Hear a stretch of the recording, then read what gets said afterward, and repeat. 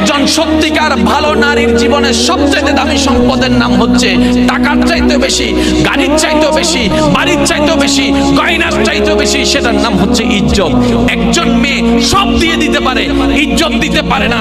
একজন মেয়ের সবচেয়ে দামি সম্পদ হচ্ছে ইজ্জত। এবার ইসলাম বলে আমি তোমাকে ওই সামনে যেতে নিষেধ করেছি যেখানে তোমার ইজ্জতের উপর হামলা হওয়ার ভয় আছে, ওইখানেই যেতে বলেছি যেখানে তোমার নিরাপত্তা আছে, ইজ্জতের কোনো ভয় নাই। সুবহানাল্লাহ। একজন সত্যিকার ভালো বউ তার জীবনের সবচেয়ে বড় নিয়ামত মনে করে দুনিয়ার তার স্বামীকে, কারণ সবাই তার সাথে বেঈমানি করবে, আমার স্বামী কখনো আমার সাথে বেঈমানি করবে না। সবাই আমার হাত ছেড়ে দিবে, আমার স্বামী কখনো আমার হাত ছাড়বে না।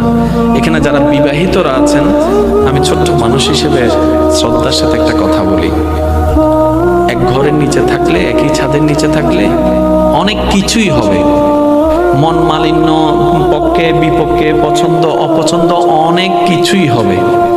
এগুলাকে ফোকাস দিয়েন না, ডিভোর্সে যায়েন না, কারণ ডিভোর্স করে যেখানে যাবেন সেখানে যে মহাসুখ পাবেন এরকম কোনো গ্যারান্টি নাই। যেখানে আছেন থাকুন, আল্লাহর রহমতের আশা করুন।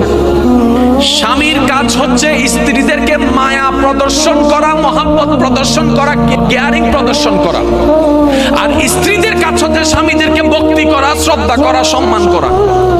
দুইজনের পক্ষ থেকে যখন এই ইসলামের নিয়ম দুইটা চলে আসবে, অশান্তির সংসার অশান্তির হয়ে যাবে। সুবহানাল্লাহ।